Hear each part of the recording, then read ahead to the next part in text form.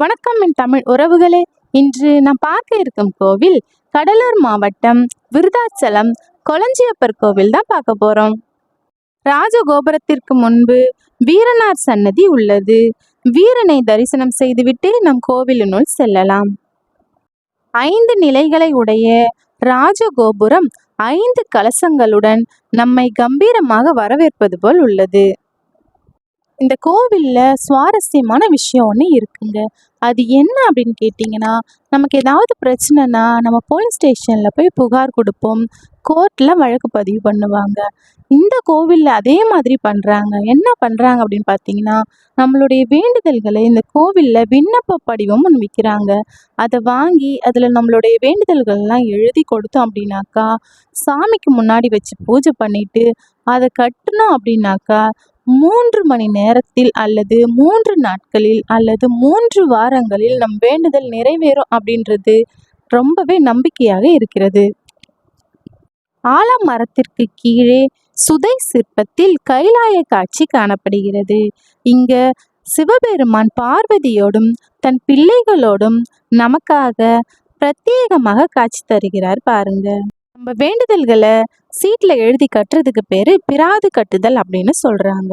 அதை எழுதி எடுத்துட்டு போய் அர்ச்சகரிடம் கொடுத்தோம் அப்படின்னாக்கா அவரு கொளஞ்சியப்பருடைய காலடியில் வைத்து அர்ச்சனை செய்து கொடுப்பாரு.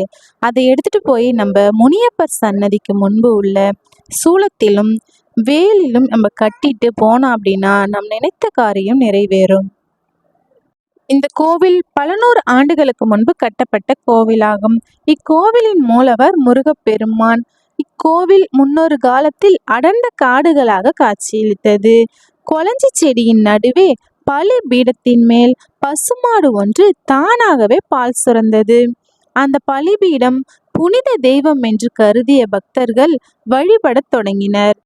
2 குதிரைகளுக்கு முன்பு கம்பீரமான தோற்றத்துடன் அழகிய சிற்பம் அற்புதமாக உள்ளது. இந்த கோவில்ல இன்னொரு சிறப்பும் இருக்கு. வேப்ப எண்ணெயை மருந்தாக பயன்படுகிறது. பக்தர்கள் வேப்ப எண்ணெயை வாங்கி கொண்டு வந்து அர்ச்சகர்களிடம் கொடுத்தால் அர்ச்சகர்கள் அதனை இறைவனின் பாதத்தில் வைத்து வழிபாடு செய்து அதில் சிறிது விபூதியும் சேர்த்து கொடுக்கின்றனர். அந்த வேப்ப எண்ணெயை பக்தர்கள் தடவி கொண்டால் தீராத நோய்களும் தீரும் என்பது ஐதீகமாக உள்ளது. கோவில் பிரகாரத்தில் நாயனார்களின் சிற்பங்கள் வரிசையாக அழகாக உள்ளது. இக்கோவிலில் விநாயகருக்கென தனி சன்னதி உள்ளது. விநாயகரும் கொளஞ்சி அப்பரும் தனித்தனி விமானங்களுடன் அருள் பாலித்து வருகின்றனர். இக்கோவிலின் மூலவர் சுயம்புமூர்த்தி என்ற பெருமைக்குரியவர். உருவ திருமேனி கிடையாது. சிவபெருமானைப் போலவே முருகப்பெருமானும் உருவமும் அருவமும் கலந்த உருவ திருமேனி கொண்ட ஒரு பீடத்தின் வடிவில் இங்கே காட்சி தருகிறார். பலி பீட சொரூபமாக இருந்து முருகப்பெருமான் அருள் பாலித்து வருகின்றார். முனியப்பர் சன்னதி இங்கு உள்ளது. முனியப்பரை வணங்கிவிட்டு சன்னதியை சுற்றி வருவோம். நான் ஏற்கனவே சொன்ன மாதிரி பிராது கட்டுதல், நம்மளுடைய வேண்டுதல்களை காகிதத்தில் எழுதி இங்க சூலத்துல கட்டுவாங்கன்னு சொன்னேன் இல்லையா, இந்த இடம் தான் பாருங்க. இங்க தான் நம்மளுடைய வேண்டுதல்களை கட்டிட்டு சூலத்துல எலுமிச்சை பழத்தை சொருகிட்டு இந்த இடத்த ஒரு சுற்று சுத்தி வந்தோம் அப்படின்னாக்கா நம் வேண்டுதல்கள் நிச்சயம் நிறைவேறும். எவ்வளவு பக்தர்கள் கட்டி விட்டு போயிருக்காங்க பாருங்க. நம் வேண்டுதல்களை இந்த மாதிரி கட்டிட்டு போனோம் அப்படின்னாக்கா அதிகபட்சமாக 90 நாட்களில் நம் வேண்டுதல் நிறைவேறும். இந்த மாதிரி கட்டுறதுக்கு எந்த ஊரிலிருந்து வருகிறோமோ அங்கிருந்து கிலோமீட்டருக்கு 10 காசு வீதம் படிப்பணம் கட்டி வழிபட வேண்டும் என்பது இந்த கோவிலில் வழக்கமாக உள்ளது. இங்கதான் பக்தர்கள் தங்களுடைய நேர்த்தி கடனை செலுத்துகிறார்கள். ஆடு, மாடு, கோழி தானம், எடைக்கு எடை நாணயம் வழங்கல் போன்ற விஷயங்களும் இங்க நடக்குது. முனியப்பர் சன்னதியை பார்த்துட்டு சீட்டு கட்டிட்டு வந்ததும் இங்க சித்தி விநாயகரும் கொளஞ்சியப்பர் சன்னதியும் இருக்கும்.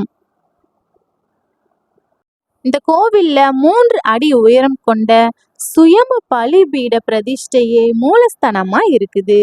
கருங்கற் பீடத்தின் கீழே முருகனது ஸ்ரீசக்கரம் ஒன்றும் உள்ளது.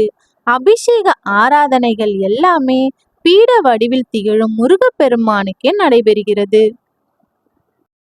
இதுதான் சித்தர்களின் மண்டபம். இந்த கோவில்ல சித்தர்களுக்கென தனி மண்டபம் உள்ளது.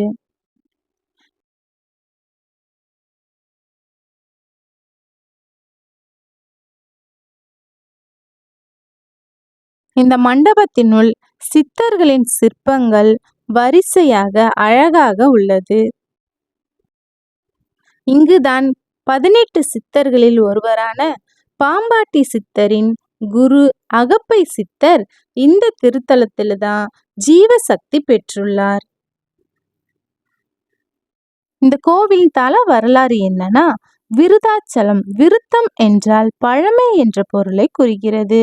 இந்த ஊரில் இருக்கும் கோவில்கள் எல்லாம் பழமை வாய்ந்த கோவில்கள் என்று அறிந்த சுந்தரர் இந்த கோவிலில் இருக்கும் சிவபெருமானை பற்றியும் அம்பிகையை பற்றியும் பாடல் பாடாமலேயே சென்று விட்டார்.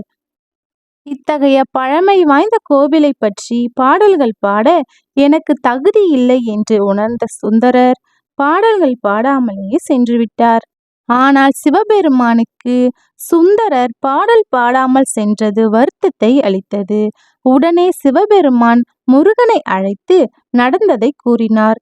முருகப்பெருமான் உடனே வேடனாக உருமாறி சுந்தரரிடம் சென்று அவர் கையில் இருந்த செல்வத்தை எல்லாம் திருடிவிட்டார். உனக்கு இந்த பொருட்கள் எல்லாம் திரும்பவும் வேண்டுமென்றால் திருமுதுகுன்றத்தில் வந்து பெற்றுக்கொள்ளும்படி சொல்லிவிட்டு வேடன் ரூபத்தில் இருந்த முருகன் மறைந்து விட்டார். சிவபெருமானின் திருவிளையாடல் என்று உணர்ந்த சுந்தரர் இங்கு வந்தார்.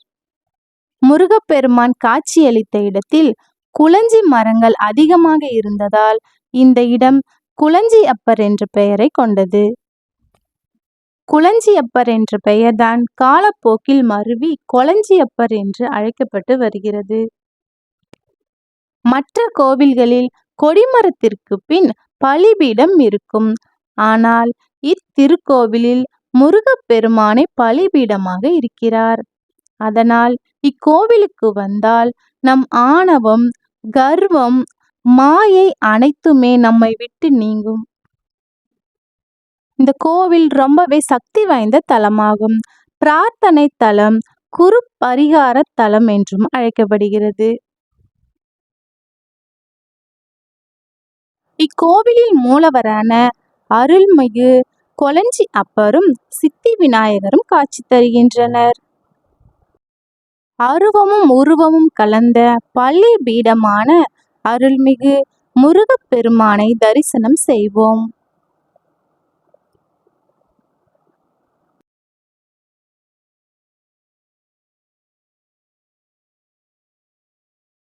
இங்கு கைலாய காட்சிகள் சுதை சிற்பங்களாக அழகாக செதுக்கப்பட்டுள்ளது.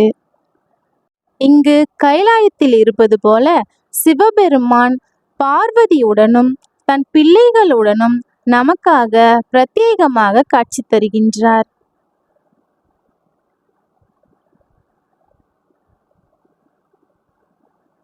குடும்ப பிரச்சனை, தீராத நோய், வழக்கு பிரச்சனை என எந்த பிரச்சனையாக இருந்தாலும் இக்கோவிலில் உள்ள முருகனை வேண்டினால் தீரும் என்பது பக்தர்களின் நம்பிக்கையாக உள்ளது. இந்த கோவில் எங்க இருக்குன்னு பார்த்தீங்கன்னா, கடலூர் மாவட்டம் விருதாச்சலத்திலிருந்து 2 கிலோமீட்டர் தொலைவில் மணவாளநல்லூர் என்ற ஊரில் அமைந்துள்ளது. இக்கோவிலில் பங்குனி உத்திரம், கந்த சஷ்டி, சித்ரா பௌர்ணமி போன்ற பல விசேஷ தினங்கள் சிறப்பாக திருவிழாக்கள் நடைபெறுகிறது. இந்த கோவிலில் சூறை விடுதல் நிகழ்ச்சியும் நடைபெறுகிறது. சூறை விடுதல்னா என்ன அப்படின்னா, விவசாயிகள் தங்கள் நிலங்களில் நல்ல விளைச்சல் கிடைக்க இக்கோவிலில் வேண்டிக் கொள்கிறார்கள்.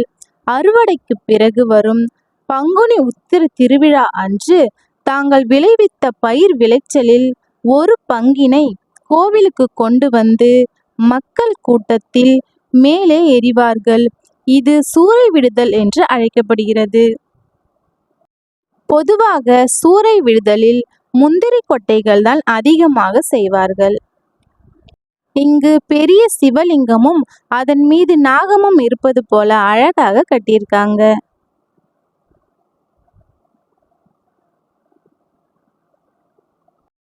கோவிலுக்கு பின்புறம் கடம்பனுக்கும் இடும்பனுக்கும் தனி சன்னதி உள்ளது.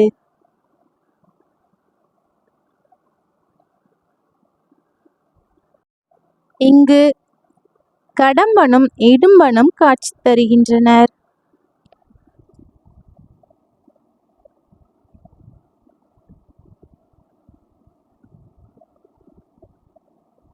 அமைதியாக அமையப்பெற்ற அருள்மிகு கொளஞ்சியப்பர் ஆலயத்தில் மயில்களும் மான்களும் அழகாக உள்ளன.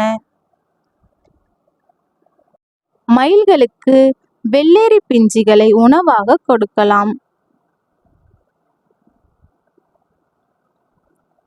மீண்டும் வேறொரு பதிவில் சந்திப்போம். நன்றி, வணக்கம்.